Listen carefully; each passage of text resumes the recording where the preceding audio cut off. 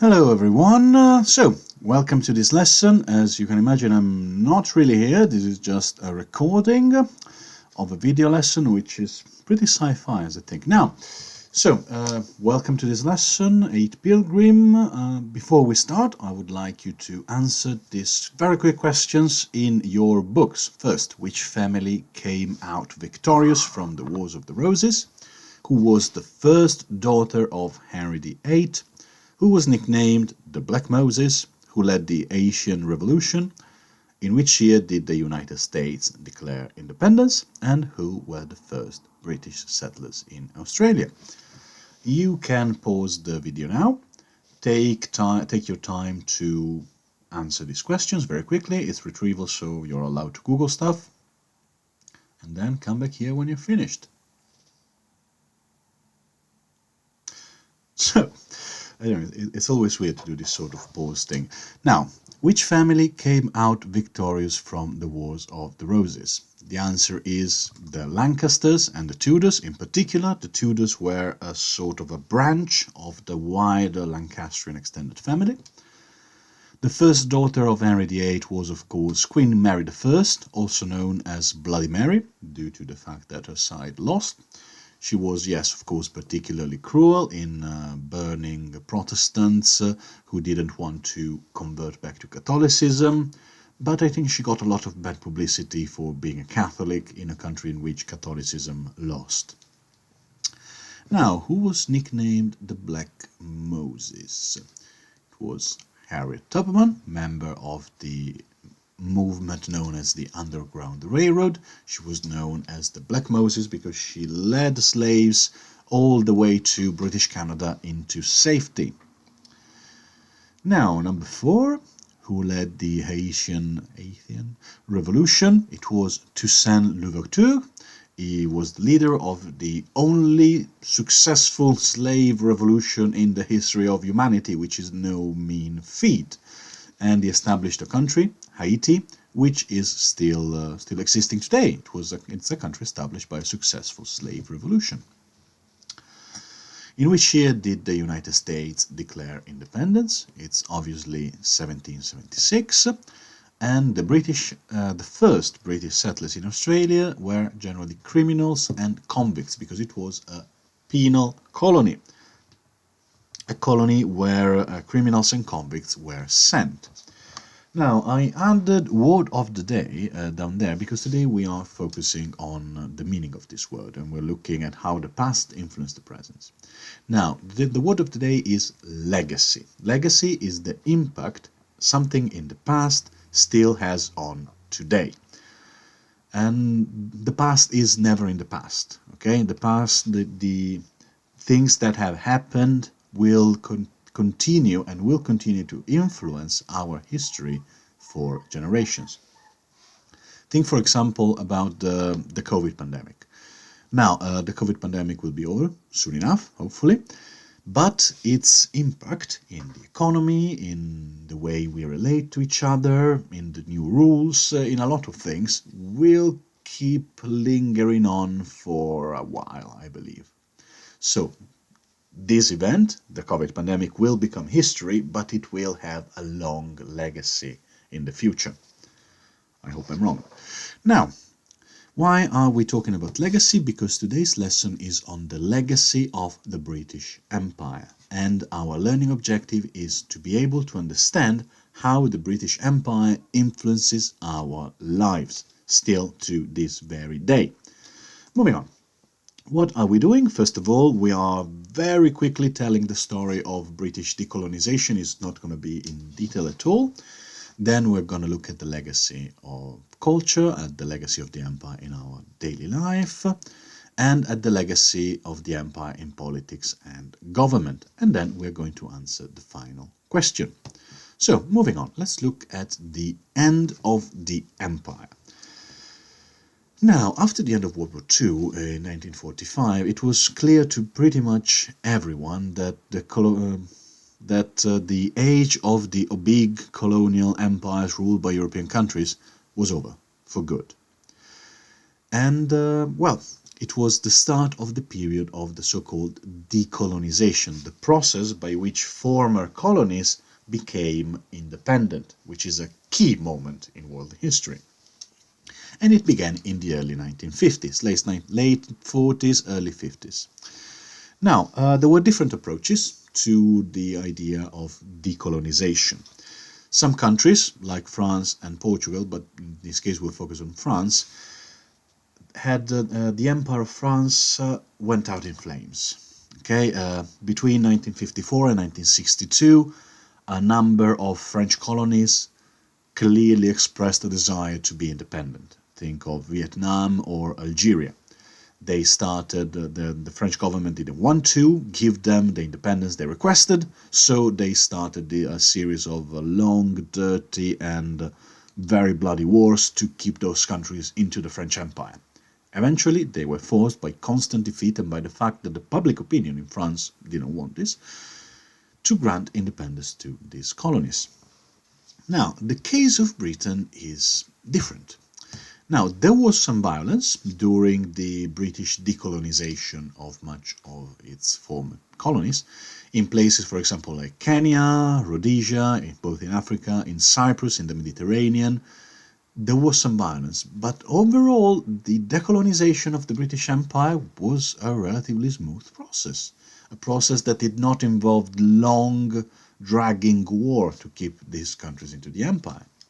Of course, it was not free of dramatic consequences, like, for example, we looked at the partition of India, at how the two countries of the colony of India was divided into India and Pakistan, and this led to all sorts of massacres, crowds of refugees, and to the death of 2 million people. But there was not a war of independence.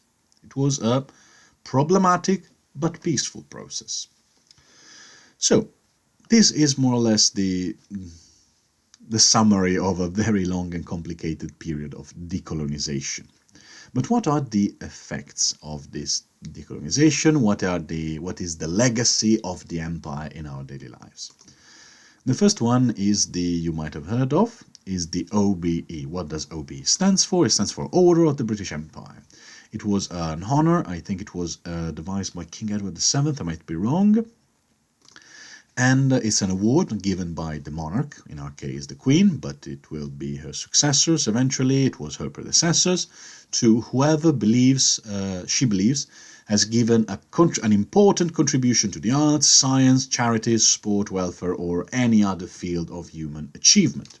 The thing is that it's not open only to British citizens, but also to citizens of the entire Commonwealth, so the former British Empire. Don't worry, we'll look at the Commonwealth in detail a bit later.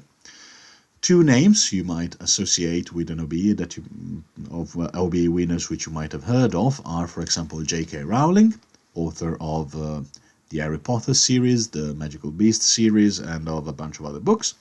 She was awarded an OBE medal in 2001 for her services to children's literature. Another name you might recognize is that of David Beckham, who also got an OBE in 2003 for his football career and for representing Britain in the field of sports. Now, another strong and important legacy of the British Empire is the fact that Britain and a couple of its former colonies still use the imperial system of measurement. Now, most countries in the world, as you can see from this map, use the metric system with meters, liters, grams, and so on. However, several British former colonies use the imperial system of measurement, so inches, miles, pints, stone, pounds, and all that, a system that frankly is quite difficult to get your head around if you are not grown into it. Now, Britain officially began adopting the metric system in 1965, but most people still think in terms of the imperial system. So, for example, you don't say Curtin is 7 kilometers away from Boston. You say Curtin is 4 miles away from Boston. Again. Or you don't say I am 65 kilograms. You say I am 10.5 stones. This sort of thing. We still reason in our daily lives in terms of the imperial system. Other former colonies, most notably the United States, still use this system, even though there are some differences between the American imperial and the British imperial. And yes, no, well, we don't have time to discuss this, but yes, the imperial system is an important legacy of the British Empire. Now, science and culture. Let's look at multiculturalism. Now, Britain today is undeniably a thoroughly multicultural country, which is has welcomed people from all over the world. And while there are many migrants from Europe and from European countries or areas that have not been colonized, most migrants still do come from the former colonies of the empire. So the West Indies, the Caribbean islands, India and Pakistan, several African countries, you name it. Now, other former colonies like South Africa also have a very ethnically diverse population. This was created by the empire itself, as the empire moved people from, for example, from India to South Africa to employ them as laborers, as workers. Of course, South Africa is a very, let's say, controversial past of race relation. The country used to be under apartheid, which was a regime in which every racial community, as they were called, was separate. So you got infrastructure for black people, infrastructure for white people, infrastructure for Indians, and only white people had the right to vote. Now, this might be a bit controversial, but multiculturalism, as undeniably, I think that's a fact, caused some tension. It happens, it's a normal fact of human life. But overall, in Britain, it has been managed really well, compared especially to other European countries, not naming names here. And it's particularly visible when someone comes from abroad. And now it constitutes one of Britain's greatest strengths, the ability to attract and value talent from all over the world, to making people accept and embrace British culture. Moving on, another important legacy of the empire in the field of science and culture is the English language. Now, most children everywhere around the world speak English as a second language. I was taught English in my primary and secondary school. Most people literally everywhere around the world speak some English. Again, as I was saying here, English-speaking people abroad will always find someone who speaks at least some English wherever they go. Remember going in the desert of Kazakhstan or Mongolia, and there were people who knew some English words.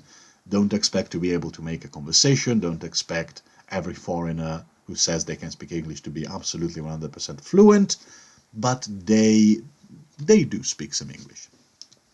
Most importantly, however, scientific articles and pieces of research in whatever field you are published in English. If you're doing research in history, in art, sociology, biochemistry, neurology, every single field, if you want to be taken seriously by the scientific community, you have to write in English. And yes, it's the international language of culture and science, like almost no other language before. This is due, of course, both to the legacy of the empire itself. As you can see from this map, many countries that belong to the empire still use English as an official language, or they still speak English in their daily lives, even if sometimes it's not the official language. But also it's due to the increasing importance of the United States of America, which are one of the world's leading superpower, both militarily, economically, and culturally. So what I would like you to do is answer this question in your book. What do you think was the most important legacy of the British Empire in terms of science and culture? And try to explain why. You can pause the video now and resume when you're finished.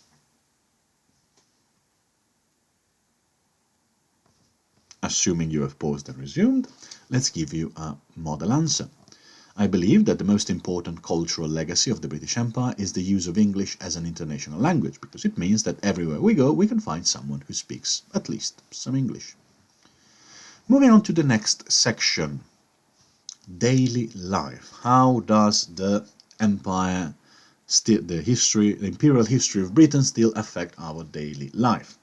And let's look at food first. Now, modern British food has been thoroughly influenced by cuisines from all over the world. British people are very fond of the tea. This is a well-known fact. I've never been offered so much tea in my entire life. And tea was originally imported from China, but then the British rulers of India started growing it there. So one of the most natural things for us, having lots of tea, is a direct consequence of our imperial history as an imperial nation. Now, going out to the pub and then having Indian curry as after the pub has become a sort of tradition in many parts of the country, and again it's made possible by the imperial legacy of Britain. And cities like London and Birmingham are paradises for foodies. If you like international food of every kind, you will love going to London and Birmingham. You can literally throw a dart at the map and go to a restaurant from that country. And again, this is another legacy of the empire, turning the capital city of the country and the major city into cosmopolitan places which accept people from all over the world, especially from the former colonies. Moving on to driving on the left, which is again another important legacy of the empire, as you can see from this map. Now, unlike in the rest of Europe and most of the world, in Britain cars drive on the left side of the road. Sorry. This is not just in Britain, as many former colonies still retain the system. India, South Africa, Australia, Ireland. The only country where one of the only countries where cars drive on the left without being that has not been a colony is Japan. Why? Because Japan was looking up to Britain when it decided to modernize, to become a modern country in the late 19th century. Driving on the left is sometimes considered a hallmark of Britishness. It's something that is done here that is not done anywhere else. There were proposals to change the system in the 1960s, when the country also adopted the metric system, for example.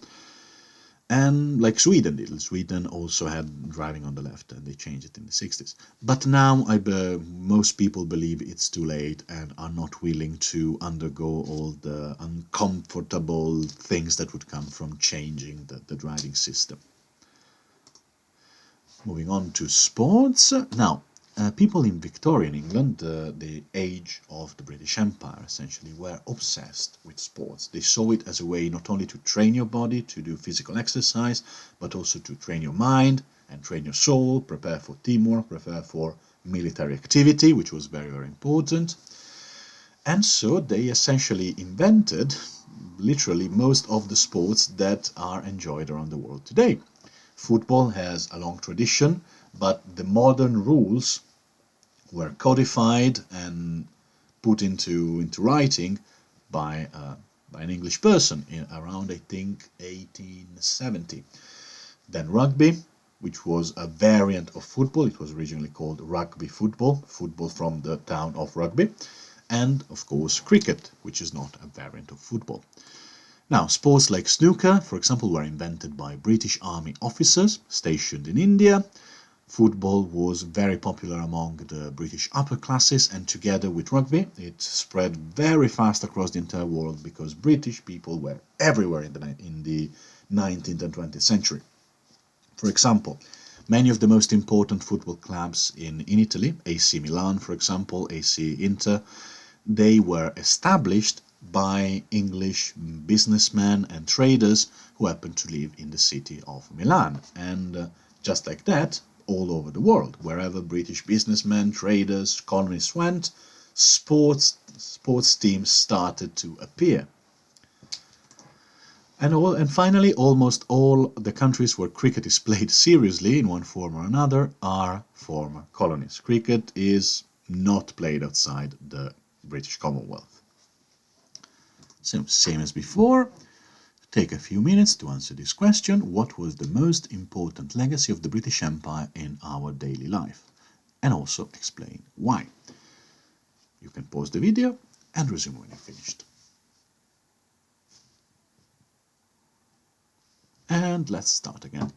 What I wrote is, I believe that the most important daily life legacy of the empire is the food, because now tea, curry and other kinds of food have greatly enriched British cuisine, and also eating well means living well.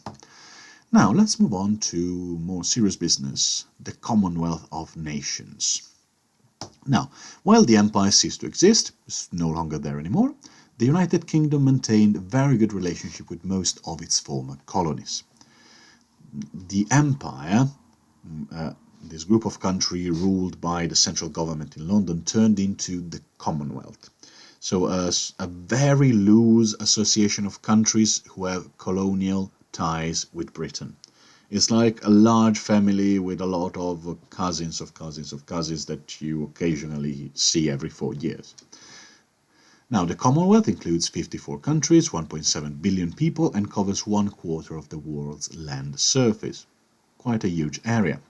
Every 4 years, the countries of the Commonwealth come together and celebrate the Commonwealth Games, which is a kind of Olympics, of course only open to Commonwealth countries, where also more colonial sports, like the sports we talked before, rugby and netball and cricket, are played, together with more classic Olympic disciplines. Many of those countries, of course, also still keep the British legal system and laws from the colonial period we had, for good or bad. We have, for example, we've seen when doing the LGBTQ lesson that many of the countries that criminalize homosexuality do it because they are still using British legislation from the 1860s and have not changed it for a number of reasons that we have looked at before. So yes, they are still, many of the countries in the Commonwealth are still using British laws. And finally, let's look at democracy. Now, Britain is justifiably very proud of its democratic institutions and its democratic traditions, and was one of the very first countries in the world to adopt a parliamentary system of government, in which decisions are not taken by a king or a president or a dictator, but are taken by the Assembly of Parliament. Now, most countries in the former empire embraced this tradition, and now places like Canada, India, New Zealand, Australia, South Africa, they all have different forms of parliamentary democracy, inspired on the Westminster model, the model of British parliamentary democracy. Indeed, India is the world's largest democracy, okay? Giving the right to vote to almost 1 billion people, and it is not an exaggeration. In the 2019 election, 991 million people, more or less a seventh of the entire population of the earth, had the right to vote in Indian elections. Those are huge numbers.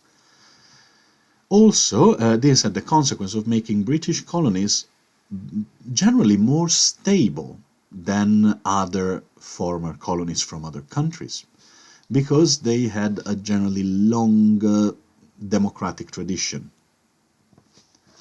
So, last question, what was the most important legacy of the British Empire in politics and government, and explain why. Pause the video now. And we're back. So, what I wrote is, I believe that the spread of parliamentary democracy is one of the most important political legacies of the empire, because it allowed more than 1 billion people around the world to express their opinion in elections. And moving on finally to the final assignment. Sorry for the learning objective there, it's from the previous lesson. Now, how does the British Empire still influence our lives? Answer this question in your book. If you can follow the suggested structure, which I'm going through in a second, but if you know what to write, if you think you can do it by yourself, do it. Okay, you're encouraged to let your creativity fly. Just write in the way you feel more comfortable with. However, I would use, if you don't know what to write, I would use this structure. It's 4 sentences, very easy. First, you write an introduction sentence, something like, the empire still affects our lives in many ways. Then you write a second sentence talking about culture. You say, in science and culture, it left a legacy of English as an international language. This is shown by, for example, the fact that English is taught as a second language around the world. Sentence number 2. In daily life, its influence can still be felt in the food. This is shown by the fact that Indian food, is readily available in every shop around the country. Sentence number 3. In politics and government, its legacy is visible since many former colonies, have a democratic system. This is shown by the fact that India gives the right to vote to almost 1 billion people.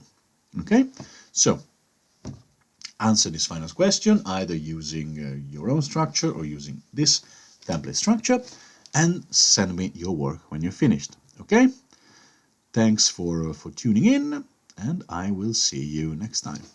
Bye everyone.